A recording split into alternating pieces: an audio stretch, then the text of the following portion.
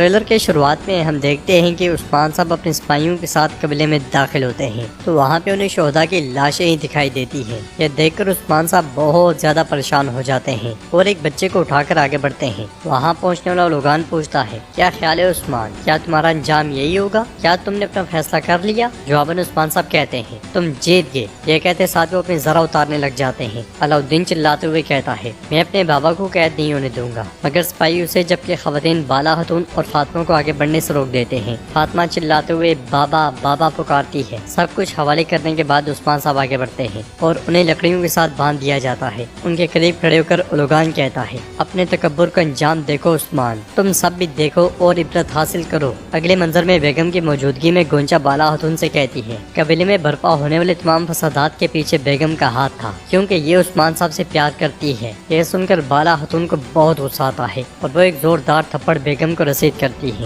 اگلے منظر میں منگول جنگل سے عثمان صاحب کو لے کر آگے بڑھ رہے ہوتے ہیں۔ عثمان صاحب کے ساتھ ساتھ خواتین اور لوگ بھی ان کے قیدی ہوتے ہیں۔ اولوگان کی آواز گونجتی ہے، کائی قبیلے میں کس کے آغاز کا اور کس کے اختتام کا وقت ہے میں جانتا ہوں۔ منگول سپاہی کائی جھنڈے بھی اتار رہے ہوتے ہیں۔ ادھر البائی کائی قبیلے کے سرداری خیمے میں داخل ہوتا ہے اور تخت کی جانب بڑھتے ہوئے کہتا ہے، اس پوسٹ کا مالک میں ہوں، اب اس ریاست پر میں ہی حکومت کروں گا عثمان۔ ادھر ہم دیکھتے ہیں کہ اورحان بھی منگولوں کی قید میں ہوتا ہے اور عثمان صاحب پر بھی منگولوں نے نیزے تانے ہوتے ہیں۔ عثمان صاحب کی آواز گونجتی ہے، ہم نے کبھی نہ جینے کے لیے بھیک مانگی ہے اور نہ کبھی مرنے کے لیے، ہمارا وطن کبھی نہیں مٹے گا۔ اور ناظرین، اس کے ساتھ ہی ٹریلر بھی اختتام پذیر ہوتا ہے۔